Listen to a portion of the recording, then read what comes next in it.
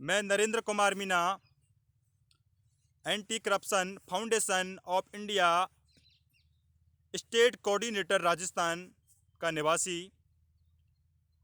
मैं पूरे राजस्थान की प्रदेश की जनता को अपील करना चाहूँगा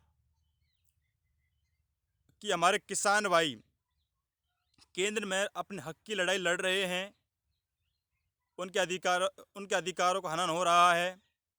केंद्र सरकार अपने रवैये को बदल नहीं रही है। हम सबको, प्रदेश की जनता को और युवा वर्ग को और सभी आमगण पार्टी के सभी नेताओं को मिलकर यह कदम उठाना पड़ेगा और ईंट का जवाब पत्थर से देना पड़ेगा। केंद्र सरकार में उन बेटे अधिकारियों को, उन नेताओं को कि जो किसान अन्नदाता है उसके साथ में इतनी बेरहमी से ऐसा अपमान किया जा रहा है। और आप देख सकते हैं रोजाना के एक दो लोग मर रहे हैं। तो अपने अधिकारी के लिए, क्योंकि हमारे किसानों के साथ सदियों से बहुत बड़ा अन्याय होता आ रहा है। अब किसान पूरे राजस्थान की, प्रदेश की जनता को इस बात को लेकर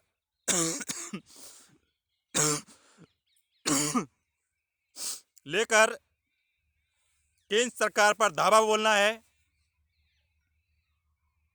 धावा इस प्रकार बोलना है, हमारी किसानों की बात को मनवाना है,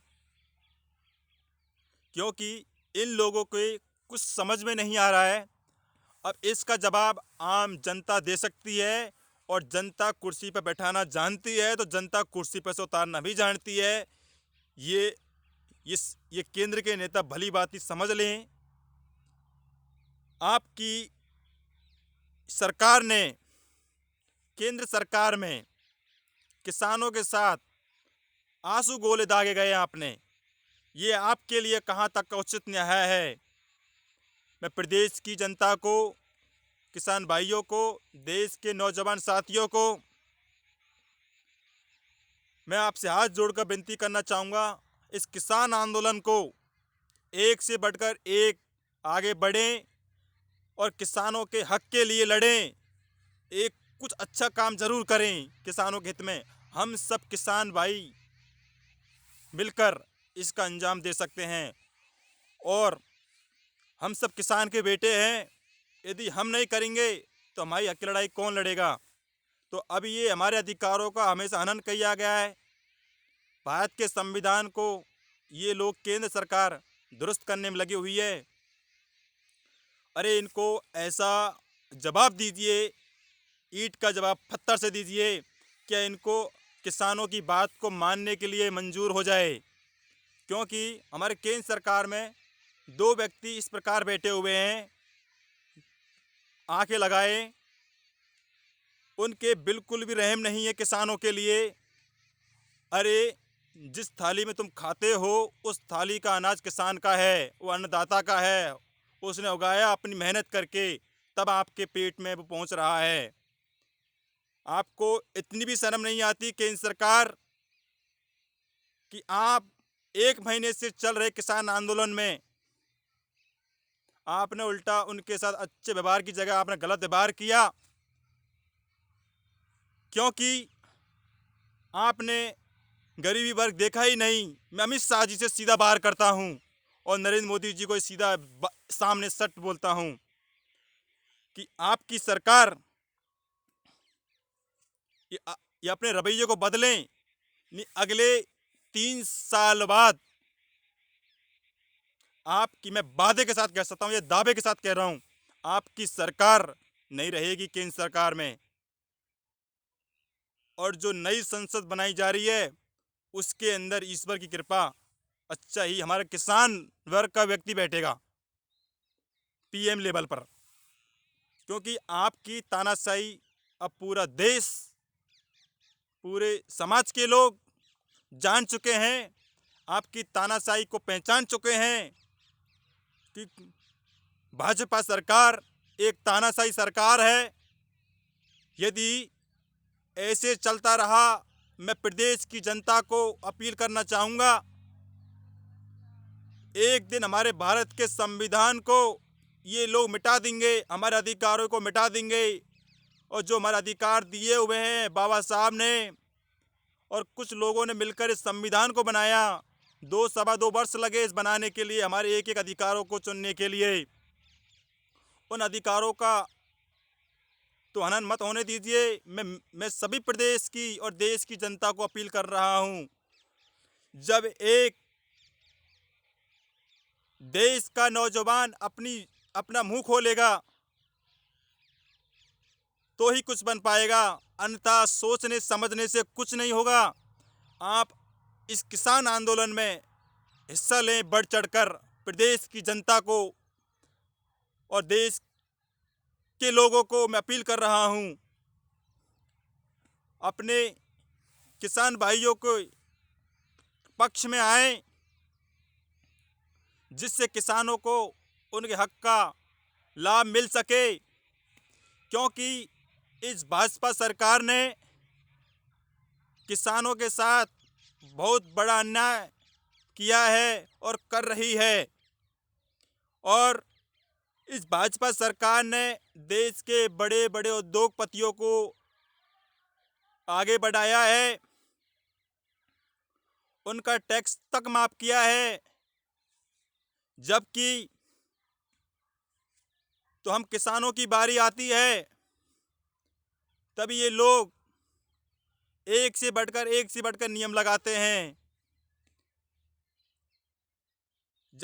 इन लोगों ने इतनी तानाशाही का पंजा जमा लिया है, इस पंजे को केंद्र सरकार से हम सबको मिलकर केंद्र में से इस सरकार को उखाड़ कर फेंकना है।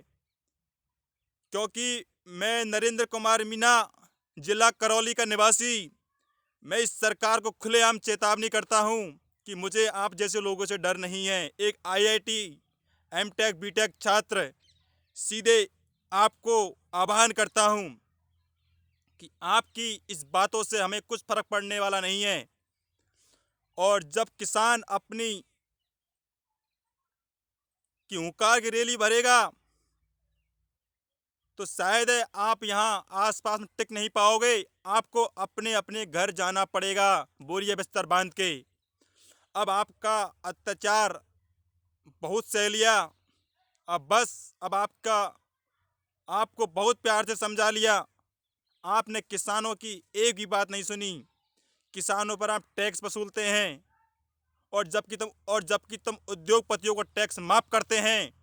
ये कहाँ का न्याय है?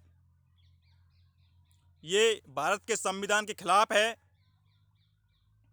और किसान के साथ तो ऐसा व्यवहार आपको नहीं करना चाहिए था। जो महीने भर से आंदोलन चल रहा है, आप उनकी बात का किसी प्रकार का जवाब नहीं दे रहे हैं, क्योंकि आपने अपना तानाशाही का रवैया बदल लिया है।